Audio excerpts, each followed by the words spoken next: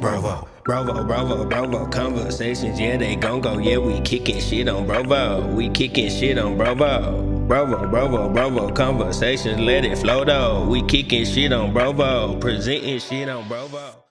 What's good, everybody? You're tuned into Brovo Presents Brovanime, where anime lives. I'm Gote. And I'm MX. Every episode, we're diving into worlds, characters, and moments that make anime what it is. From classics to new gen heat, we break it all down. Real talk, real opinions. So whether you're a day one fan or just getting started, lock in and vibe with us. Today, we'll be introducing a new series called Generations, where we dive into the trending aspects of today's popular anime and the OGs where they originated. This trilogy we're going to call The Woos due to the popularity of one of the main characters. But on today's episode, we're going to discuss the OG of Sword Art Online, Big Kirito, and his growth that led to the generation of greats. Big Kirito, Sword Art Online, and I think this is a perfect anime to jump off Generations with. Perfect. A lot of character growth, a lot of character building. For this episode, for the most part, we're gonna kind of tie in key moments, primarily that happened in the first season that we can see relating to some of the more recent animes that have come out, and kind of give this is kind of like the backstory to some of the new greats that are currently going on, that have recently been started. What you got, my brother? What you thinking? How you feel about Big Kirito? I mean, man, you know I love Big Kirito. Shit, bro, really, bro. Going back and watching it, and I'm a recent viewer of it too. Like I just watched that whole this year, so first time. Yeah, first time. Okay. So just watching it, just in general, and having seen the current anime that preceded Sword Art that we're going to talk about in later episodes, just seeing them first before watching Sword Art, like I see it. Like you can clearly watch Sword Art and see where they drew this inspiration from this scene or that scene, or right. Where they, where they developed the character based, not solely, but like I get the gist of my, greatness of my goddamn wooness from, Kirito. Like I see it. It's so clear, and to have that kind of impact on a whole generation of up and coming anime is shit. It's something to be talked about, bro. Them flowers are deserved. You feel me? I feel you on that. And before we jump into, I guess, a moment of first clip of Big Kirito doing his thug thizzle, I got a question for you. Talk to me. You can answer it now, or you can wait, think about it, ponder. But is Big Kirito the best dual wielding swordsman you've seen in anime so far? Well, you rank it? Is he top 3? Bro, that boy for sure top 3. Shit, and I ain't gonna lie, for me, bro, definitely top 5 of all time, just swordsmen in general. Which for real, Mark, Ben, all you niggas over there at RDC, I don't appreciate y'all leaving him out of that conversation at the picnic table, because we all remember that. You feel me? But I need Big Kirito and Anime House for sure. Bro, for sure, bro. I definitely need him there, because when it comes to especially dual wielding, bro, like he's unmatched, only next to niggas like Roronoa Zoro or fucking Big Orin, really. Shit, I mean, hey, niggas is out here whipping them too, bro. And like, it ain't easy to do it. Kirito make it look so easy. No matter, long as you give him that blade, bro, he on your ass. You feel me? He on you. And honestly, bro, anything that I have seen, any season episode I seen him in, man, he pulled the sword out. He the one, bro. Off rip. He the one. Like, no, hey. Yeah. And niggas know the way, bro. Like, it ain't like you pull them out and they think about it. Nah, it's like pull out step. You feel me? Like pull out step. Straight up, dude. They hit you. They start hitting you. I'm not gonna lie, bro. Season 2, he pulled out that lightsaber. Sheesh. But Star Wars would be proud on my mama. Shawty said, that's a secondary weapon. He said, I'm good. I love his disposition, the whole his character disposition the entire show. He just be like, I'm good. I got it. Motherfuckers love it too, bro, because it's like it's ore forming with no effort.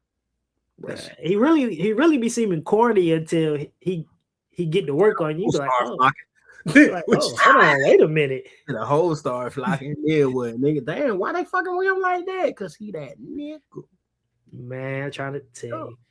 So let's hop into this first clip. I think this first clip kind of it kind of shows one.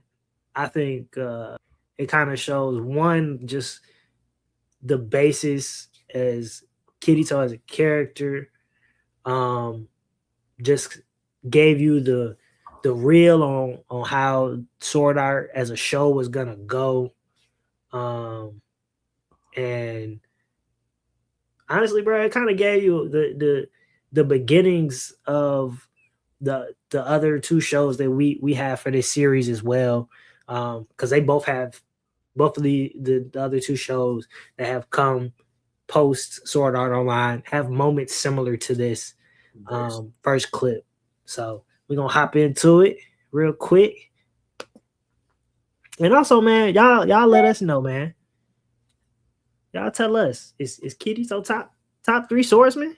Is he that? Tell us so in the comments. Y'all let us know in the comments. We can hold this bastard off until your health's back up. You got it.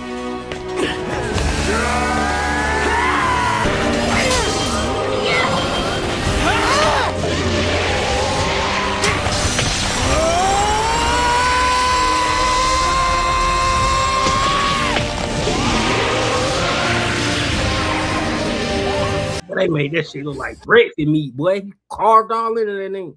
Just to kind of help everybody out, if you're new to anime, you're new to Sword Art Online. The premise of the anime is that a bunch of people, they all are excited about playing this RPG role playing game. Man, the whole ass nigga trapped in the game, man.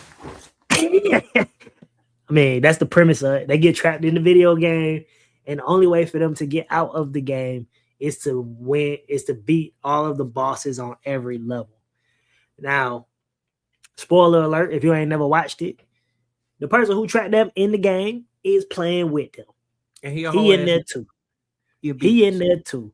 And you find out who he is. To me, I realized who he was. I feel like once I really seen him in action. Because he be cheating. He got it from his daddy. I don't know who his daddy was. He looked like a scientist. Bro, that shit hereditary. He could be an only child though. Good move like only child. That is a move like only child, where to trap everybody to play with you. Cause I want facts, nigga got that. That's the only. Man, let me all these niggas in here with me. You ain't got no choice but to play with me. At all.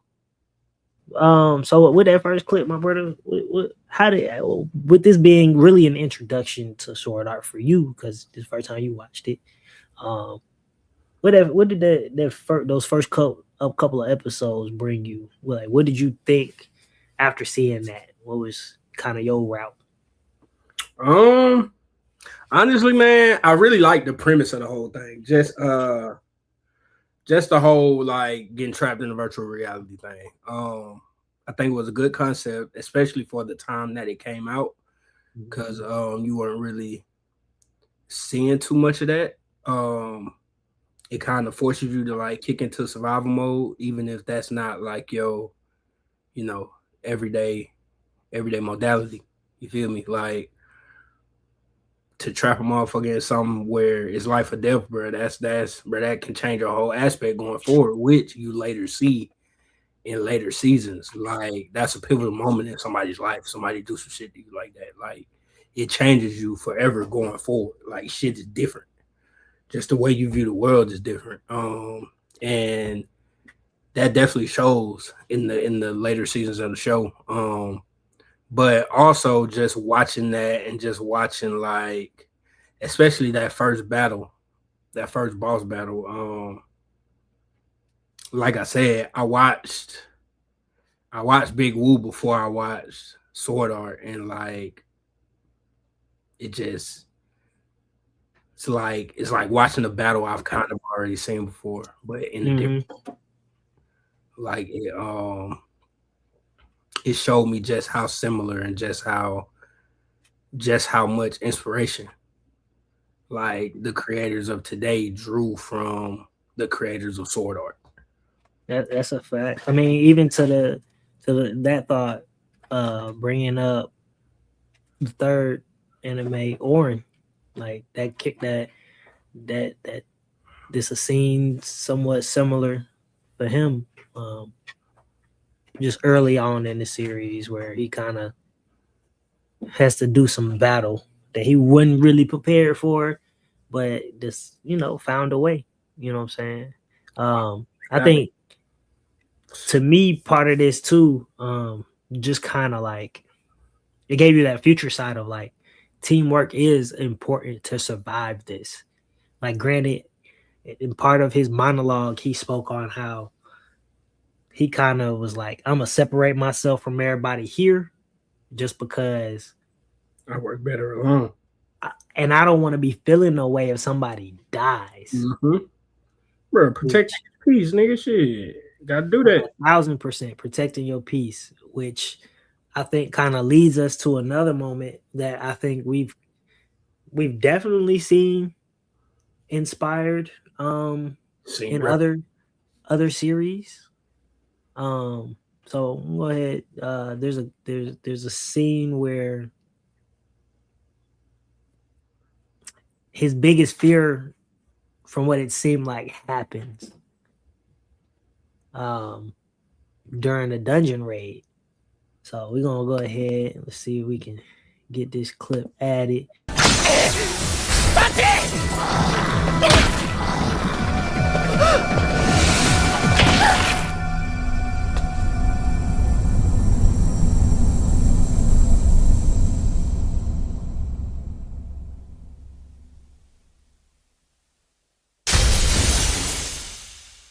Bruh, and just real quick to give a little extra backstory as to why this is so important, which we didn't mention before, but it is it's something that need to be known. If you die in the game, you die in real life. So it ain't no you get this nigga, they log out, they can log back in tomorrow. No. Nah, if that's you a die fact. in the game he trapped you in, you're dead in real life. So that that's is what very you true. just saw. That's irreversible. You feel me? That's real loss. And crazy thing is, like, that person that was lost, she was around new niggas that she had just met. She didn't die around motherfuckers she knew her whole life. Cause again, she's trapped in the game.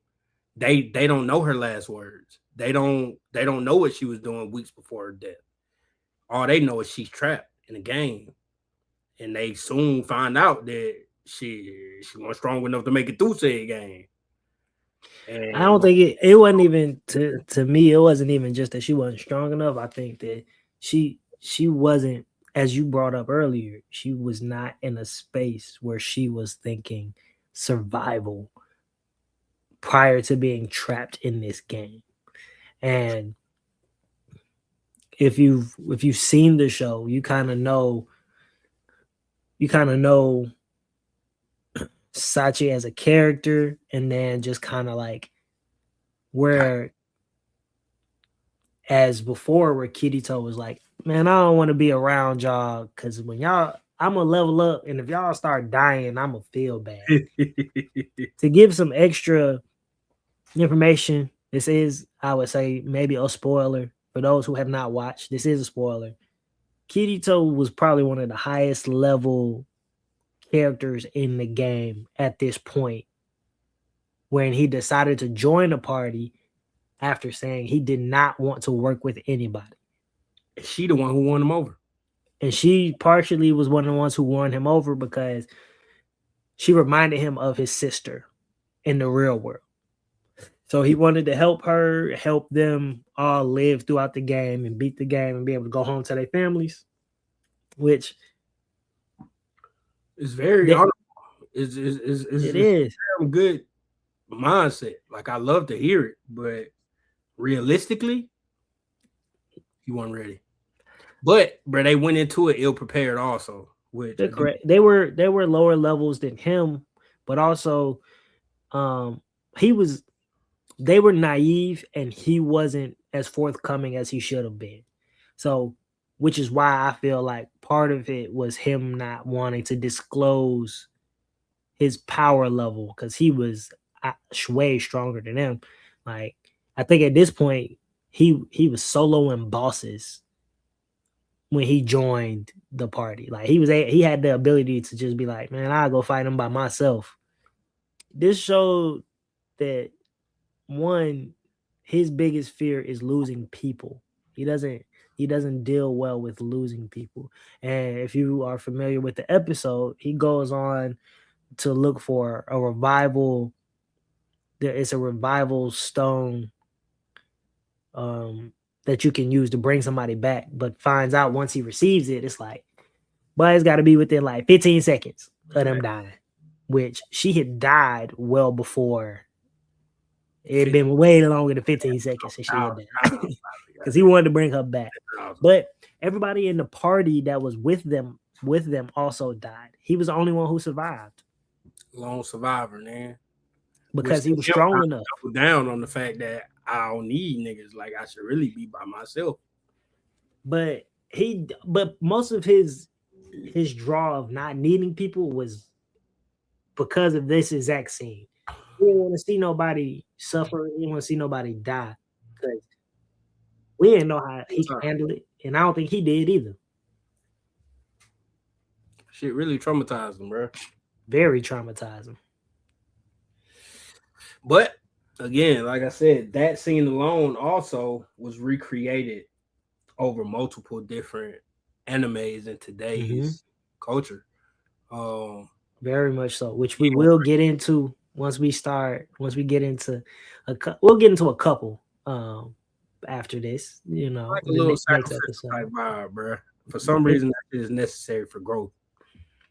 Unfortunately, and that's been going on. I felt like not only anime but like movies and bro, that's real life, bro. That's why it's always hardest for niggas coming up right before the come up, bro. Like, you got to sacrifice so much, bro. Like, you got to give up so much and go through so much to reach your dreams, bro. But it's like, again, like, it's good to see that it's something that everybody in all aspects of life go through because, I mean, this is a foreign anime. This was something created in another country, and they showing you that, bro, we still go through the same shit other niggas go through. We still go through the shit people in Africa go through or people in America go through because I'm pretty sure it's people in all these places who can relate. That's a fact. I think this was a huge this moment, these types of moments of sacrifice show that there are necessary, but also can lead to your true character development, whether that be good, bad, indifferent. These moments will ultimately, these types of moments dictate who you are, who you become. And Kirito, obviously, he a leader. He's not by choice because he want to be, just by like more. Like you got the ability to do what needs to be done, bro. It's kind of like one of those situations where it's like, I got the talent, but I don't want the job, but nobody else can do the fucking job. So it's like, I'm gonna do it. I got to, but I don't want it. Bro. Like, if there was another nigga, I would gladly let him have the job. But sometimes that's a fact. You feel me? That is a fact. Like, him being on that front line is not necessarily something he want to have to do, but you get to a point where he's like, man, I got to do this for us. So we make it out of here. So I make it out of here. And I don't want to see nobody else suffer in this. And I'm capable of, you know what I'm saying, getting us up out of this situation. True. And when my boy fell in love, that changed all that, bro. All that shit was just like, shit, I gotta do what I gotta do, nigga. Because he definitely decided to, like, and I mean, granted, it was foreshadowing. That was his first person that he had a party with in the entire series was Asuna. So it made sense. Once they became an item, Asuna was the first person he clicked that party button with, just for him at the end to be like, ride or die with me. Come on, girl. You the one. Life sentence, baby. You the one. You trying to do this life sentence with me? You the one. Come on, girl. You already know what it is. Oh, and I ain't gonna lie, bro. She was hooked. She was hooked from the moment she saw it. Just ain't want to admit it. She for sure. She would have gave that nigga her hand straight out of SAO. Yeah, man. I think Kirito is character development throughout the series. We knew he was kind-hearted from the start. We knew he was capable to be the strongest, one of the strongest. And we knew that he had a weakness and a strength, the fear of losing people you care for. Because honestly, that's what made him fight harder as the series continues. Because he don't want nobody he care for to suffer or go through anything negative. He fight harder. He try and make sure everybody is good. And that is a trait that I think a lot of main anime characters have, but in the specific series that we're doing, the Woos, the next two characters in shows that we're gonna specify on, they show it the same way Kirito does, as far as how they show up for the people they care for and the feats they are able to accomplish to successfully protect the people they care about. That's true. And honestly, bro, I can't wait to get into it, bro. And this one we talked about big OG Woo, bro. That's what we're gonna call it. It's OG Woo. So it's OG Woo, because he was the original. You feel me? The one. No Dundada. So we covered OG Woo and a lot of the traits that his show or his world or his anime goddamn provided to the current up and comers, the current anime developers, like how much inspiration they drew from him alone. And in the next episode, I know we're gonna talk about one of my boys' favorite characters. Right now, we're gonna refer to him as Big Woo. Big Woo. Everybody know who Big Woo is. If you don't know who Big Woo is, find out. What's my bro name? Who do the Rap shout so out, petty? Yeah. Shout him out. Yeah. Shout out Rap so petty. Follow that boy on YouTube, Instagram. The first one I heard coin Big Woo. Big Woo, and he do it so well. Big Woo. So yeah, man. So let's go ahead. We'll list our top 3 traits that we gonna kind of that's gonna help carry this series. Leveling up, so the willpower to figure out how to get stronger. Without the help of others. Without the help of others.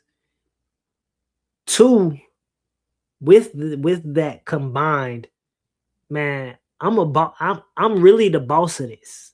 Like, I'm really the final boss. Running shit for real.